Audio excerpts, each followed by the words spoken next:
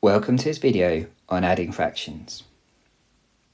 Let's have a look at a few questions together.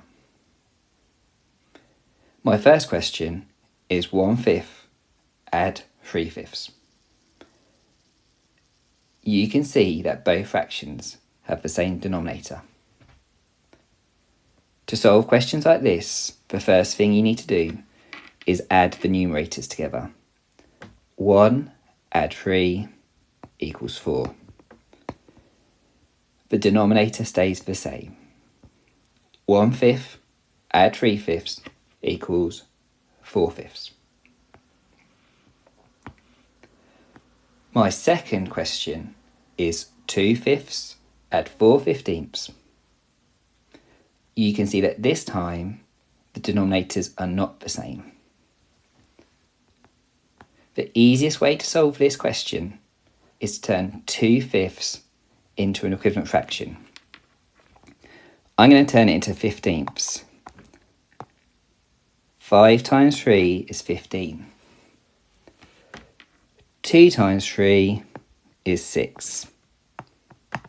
We're going to keep 4/15ths as it is.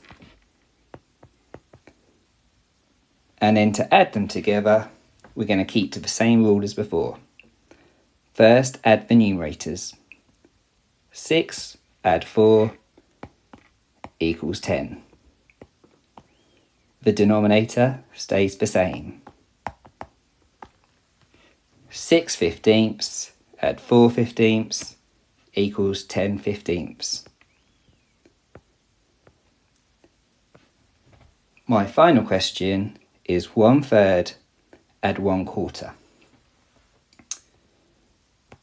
To find the common denominator this time, I'm going to multiply 3 by 4.